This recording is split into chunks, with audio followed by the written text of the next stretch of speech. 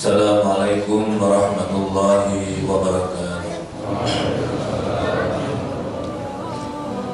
Alhamdulillah alladzi ahyana ba'dama amatana wa ilaihi nusyur. Asyhadu an la ilaha illallah wahdahu la syarika lahu wa asyhadu anna Muhammadan abduhu wa rasuluh. Allahumma shalli wa sallim wa barik ala Muhammad wa ala alihi wa ashabihi wa man tabi'ahu amma. Ma'asyiral muslimin, jamaah salat subuh yang dirahmati Allah Subhanahu wa taala. Alhamdulillah kita masih diberikan oleh Allah kesehatan dan hidayahnya sehingga pada subuh hari ini kita dipanggil dan terpanggil untuk memenuhi panggilan. Salat subuh inilah yang digambarkan oleh hadis Nabi, nilai keutamaannya luar biasa. Dan kata Buya Hamka, kalau Anda ingin melihat kaum muslimin, maka lihatlah saat sholat Idul Fitri, Idul Adha, semuanya penuh. Tapi kalau Anda ingin melihat orang mukminin yang sejati, lihatlah saat sholat subuh. Sholat subuh Pak ukurannya Pak. Ini Alhamdulillah karena Ramadan, sehingga softnya di mana-mana penuh. Bapak Ibu sekalian, saya diberikan tema terkait dengan judi online dan pinjaman online. Duit maut yang bawa petaka. Sejak pandemi, sejak musim online itu, teknologi digital yang luar biasa, maka perkembangan judi juga bergeser dari yang tatap muka menjadi enggak tatap muka lagi. Dan peredarannya itu fantastis. Pernah dilansir oleh istilah lembaga negara PPATK, pelacakan dari itu. Jumlahnya itu kalau nggak salah 900-an triliun Pak, dalam 1 tahun perputarannya. Di kalangan penggunanya judol itu anak usia 11 tahun sampai 18 tahun 400.000 orang, berarti pelajar. Di salah satu di Pulau Jawa, nggak usah saya sebutkan di mana kabupatennya, saya pengajian di sana juga begitu. Pak, tolong temanya judi, padahal di kaki gunung. Apa ini kata? Ini adalah daerah miskin Pak, tetapi perputaran di 2 kecamatan ini tembus 4 miliar judi online. Luar biasa dahsyatnya. Padahal Al-Quran, Allah Subhanahu wa Ta'ala secara tegas menyatakan, A'udzu billahi minasyaitonir rajim. Bismillahirrahmanirrahim. Ya ayyuhalladzina amanu innamal khamru wal maisiru wal ansabu wal azlamu rijsum min amali syaiton fajtanibu la'allakum tuflihun. Jadi kalau Allah Subhanahu wa taala ketika menyebut satu kata, maka itu sudah berarti menunjukkan seluruh varian yang terdapat unsur-unsur yang sama, maka itu juga masuk dalam kategori itu. Ini namanya adadul hasr. Innamal khamru, sesungguhnya khamr. Yang diharamkan khamr. Kalau kita cari Pak, sabu-sabu haram enggak Pak? Enggak ada dalilnya. Kalau coba dalil Al-Quran, enggak ketemu Pak. Enggak ada. Innama sabu-sabu enggak ada. Tapi sabu-sabu itu ada kandungan unsur yang dapat memabukkan. Mungkin ada orang mengatakan, Pak kami enggak mabuk Pak. Kayak minuman keras itu. Kalau orang sudah terlatih, 1 gentong itu enggak mabuk Pak.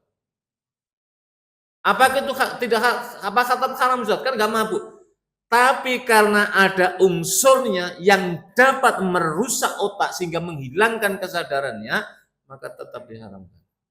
Dan sekarang kan unsurnya kan macam-macam.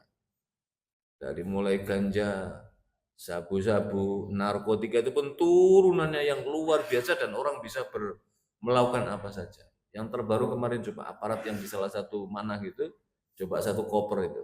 Narkoba itu akhirnya dipecat. Karena setan itu terus membisikkan. Lah di dalam Al-Qur'an ini, Pak, betapa Allah memberikan dari segi kehidupan keseimbangannya saja. Itu Allah memberikan hitungan jumlah kosakata yang terdapat di dalam Al-Qur'an. Ketika Allah menyebut kata al-malaika dengan kata syaitan, itu sama-sama Allah sebut sejumlah 88 kali. Apa maknanya? Manusia itu kalau ingin seperti malaikat yang potensinya suci, tidak mungkin juga, Pak. Sebaliknya, kalau manusia ini mengikuti potensi destruktif kerusakannya seperti setan, hancur lebur, Pak. Jadi kalau malaikat ini diserai proyek, juga nggak bisa mengerjakannya. Kalau setan ini dikasih proyek, nggak jadi juga, habis semuanya. Maka manusia itu diminta apa? Ihdinas siratal mustaqim, jalan yang lurus itu apa? Tidak maghdub, yang dibenci oleh Allah, dan tidak dhalin, yang tidak tersesat. Maka itulah jalan yang lurus tadi.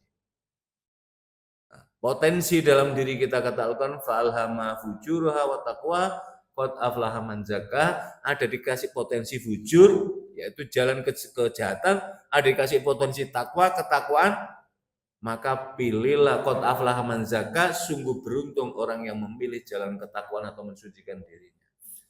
Judi online dan pinjaman online ini luar biasa menghancurkan masyarakat. Dan kenapa? Karena setan itu menimbulkan permusuhan. Ada dua orang pemain judi misalnya, A sama B sedang bermain. Kalau A menang, pasti B yang kalian akan dendam. Saya harus bisa mengalahkan. Menang ke situ, udah nggak ada habisnya. Dan ini kadang-kadang dibisikkan, wah nanti akan dapat tambahan dan tidak ada. Belum ada sejarahnya ada orang hebat, orang kaya raya karena main judi, yang ada adalah hancur lebur. Ada orang yang sudah bekerja keras luar biasa membangun rumah tangganya hancur lebur. Saya di Jakarta itu mengasuh di salah satu stasiun TV nasional selama 3 tahun, melayani orang aneka macam konsultasi. Istrinya mengadukan, ini dari kalangan selebriti, mengadukan, Pak, saya mau bercerai. Tolong bertahan, jangan sampai. Rumah saya, aset saya, semuanya habis. Kemudian saya tanya, apa profesi suami? Suami saya terjerembab main judi, Pak. Habis semuanya dipertaruhkan. Rumah tangga hancur, harta benda hancur, anak-anak juga hancur masa depan. Maka jangan sampai pernah tergoda karena hal-hal yang semacam ini. Tidak pernah dalam sejarahnya ada orang ini kemudian main. Justru Allah menyebut di dalam Al-Quran itu orang-orang yang berzakat, orang-orang yang berinfak justru yang akan menjadi kaya raya. Mengapa? Karena Al-Quran menyebut kata az-zakah dan kata al-barakah menunjukkan keberkahan, itu jumlahnya sama-sama 32 kali. Andai kata az-zakah disebut 40 kali, al-barakah disebut 30 kali, maka berarti ada yang jomplang. Tapi Allah menyebut kata az-zakah, mengeluarkan zakat, itu jumlahnya 32 kali, kata al-barakah disebut 32 kali, sehingga para ahli tafsir, Syekh Rasyid Khalifah misalkan menyebutkan, itu menunjukkan bahwa orang yang berzakat, orang yang berinfak, orang yang bersedekah, Allah akan menggaransi bahwa hartanya akan semakin tumbuh barokah. Makanya zakat itu maknanya adalah an-namu, tumbuh. Az-zakah berarti ada apa itu, ada nilai keberkahan karena apa? Ada mensucikan dari hartanya. Di mana letaknya? Coba Al-Quran, Pak. Khud min amwalihim shadaqatan tutahhirum wa tuzakkihim biha wa sholli alaihim innas sholata sakanun. Wahai para amil zakat, datang ke rumah-rumah orang aghnia, ketuk pintunya. Begitu kalau kita terjemahkan. Jadi seorang amil itu nggak boleh menunggu muzaki datang. Mau amilnya ya harus datang ke rumah-rumah. Kalau zaman Sayyidina Abu Bakar itu begitu, Pak. Bahkan program 100 hari Khalifah Abu Bakar itu apa? Yuharibuna mani az-zakat, perang melawan orang-orang yang enggan membayar zakat karena dianggap dia mengingkari rukun Islam. Nah, kita diambil. Sebab apa, Pak? Ketika waktu zakim, jadi harta yang diberikan untuk mensucikan dan membersihkan dari harta jiwanya apa? Supaya tidak pelit, supaya dia tahu bahwa harta yang diberikan itu bukan milik dia, betul dia bekerja, betul dia berusaha, tapi Allah Ar-Razzaq yang maha memberikan. Barulah kemudian apa? Inna sholata sakanalahum, sesungguhnya doa-doa orang yang menerima zakat atau mustahik, itulah yang dapat sakanulahum, menentramkan orang yang mengeluarkan zakat. Makanya ada buku yang sangat terkenal, Pak, The Power of Giving, dasarnya memberi, artinya ada nilai manfaat. Jadi ketika kita sudah mau memberi, Pak, maaf ya, Harta kita belum diterima, orang yang menerima. Malaikat itu sudah berbanding lurus, berkejaran ingin mengganti apa yang dia berikan.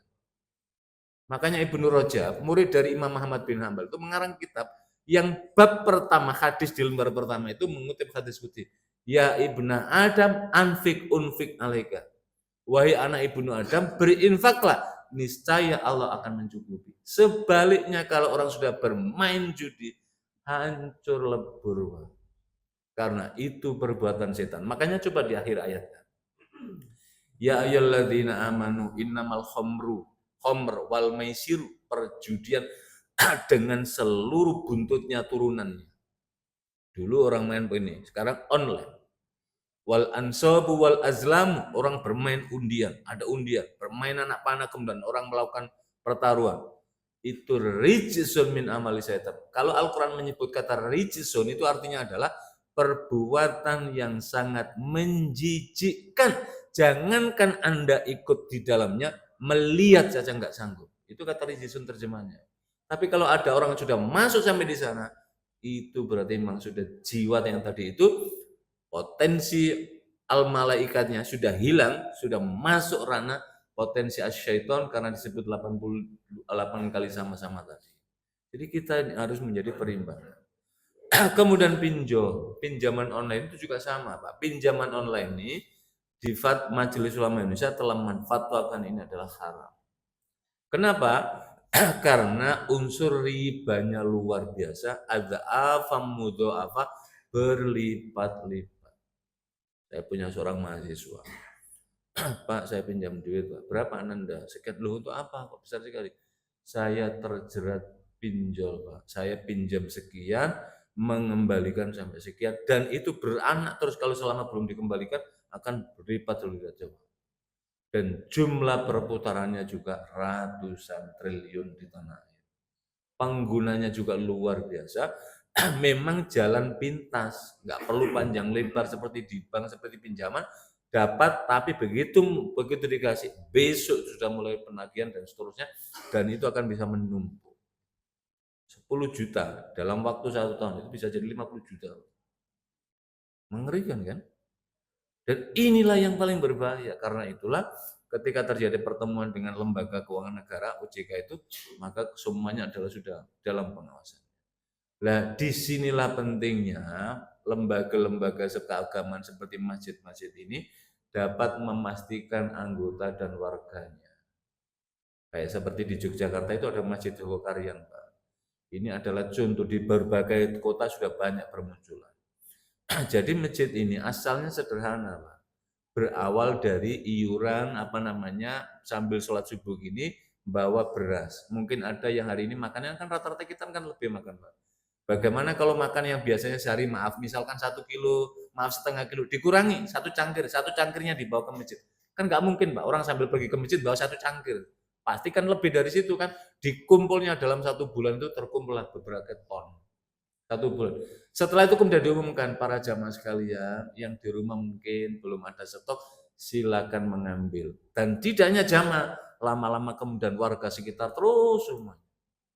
Tidak hanya itu, untuk meramaikan jamaah sekalian silakan sholat di sini. Kalau Anda kehilangan sandal, akan diganti sandal yang lebih baru.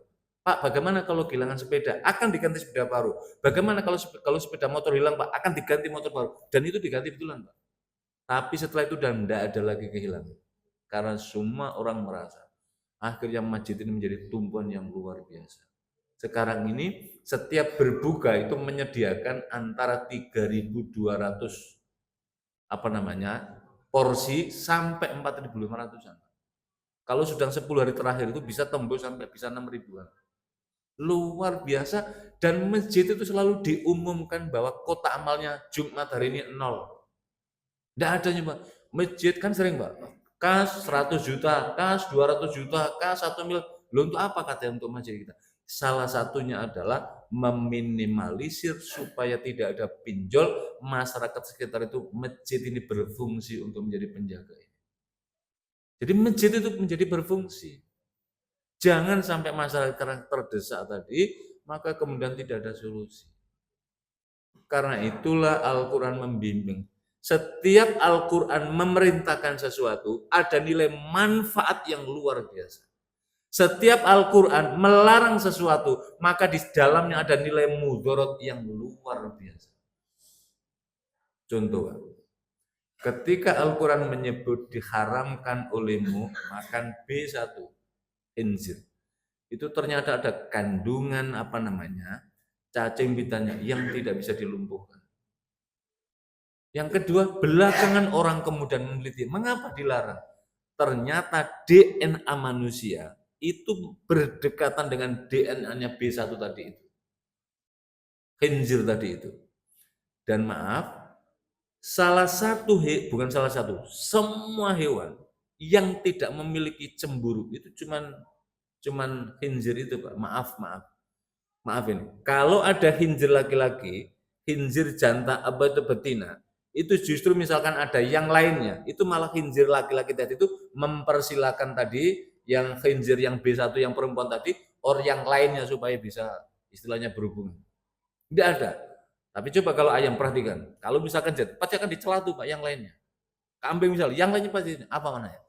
Ini kalau dikonsumsi maka akan terjadi transmisi DNA yang ada di sini dalam bentuk perilaku. Bahkan khinzir ini kalau sudah tidak ada makanan, kotorannya itu bisa dimakan. Apa maknanya? Perilaku manusia akan dapat dipengaruhi dalam konteks itu. Makanya begitulah Al-Quran mengharamkan hurimat alaikumul maitatu wadamu walahmal khinzir.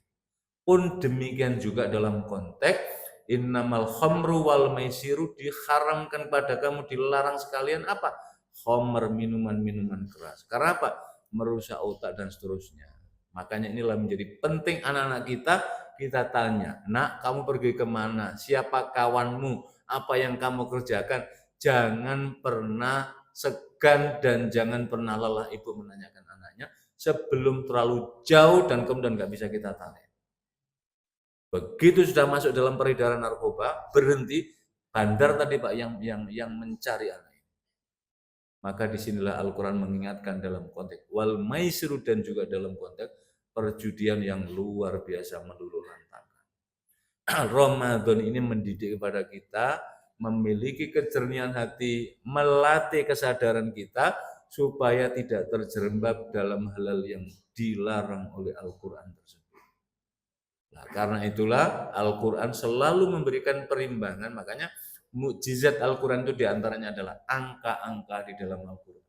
Mungkin di lain kesempatan, kalau ada silaturahim, ini bisa kita gali lebih dalam lagi, sehingga kita tahu subhanallah ternyata semua yang disebut oleh Al-Quran itu punya nilai manfaat. Jadi judi dan pinjaman online ini adalah menghancurkan karakter masa depan. Judi itu mengandaikan wah supaya cepat kaya, maka orang kemudian malas berusaha, malas meniti karir. Pinjaman online jalan praktis sesaat, tapi sesungguhnya ada praktek riba yang menghancurkan dalam teori ekonomi. Maka kalau ini bisa kita singkirkan, masih kita berperan, pendidikan kita maksimalkan, maka insya Allah Allah melindungi generasi kita. Kalau tidak, hancur lebur di berbagai negara udah keras sekali. Dan di kita ternyata yang judi online itu bandarnya dari mana Pak? Di negara luar sana pengendalinya. Ada yang di Filipina sana, ada yang di Vietnam, ada yang di mana. Dan ketika kita rapat di majelis ulama, apa nggak bisa? Ini ketika kita tutup satu, muncul 100. Tutup 100, muncul ribuan. Ya itulah resiko daripada teknologi digital yang luar biasa. Maka mari kita memaksimalkan nalar kita, akal sehat kita, sehingga kita bisa membedakan ini yang diharamkan, ini yang dihalalkan, maka pilihlah yang dihalalkan Allah, sebab itulah yang akan menimbulkan keberkahan dalam hidup kita. Supaya di kemudian hari tidak ada unsur keterlambatan dan penyesalan karena anak-anak kita, saudara kita sudah terlalu jauh melangkah, nggak bisa lagi ditarik. Sudah banyak jatuh korban dalam kaitan itu. Demikian kuliah singkat pada kesempatan subuh ini. Mudah-mudahan Allah Subhanahu wa taala selalu memberikan kekuatan iman dan takwa pada kita semua, dan mudah-mudahan kita bisa beristiqomah merawat ibadah sholat subuh secara berjamaah seperti ini. Insya Allah inna Qur'anal fajri kana masyhuda. Semua sholat Pak yang disaksikan langsung oleh malaikat, Allah menyebut secara khusus ya sholat subuh. karena nilai manfaat yang luar biasa. Mudah-mudahan ini bisa kita istiqomahkan sampai nanti di luar. Terima kasih. Wabillahi taufiq wal hidayah. Assalamualaikum warahmatullahi wabarakatuh.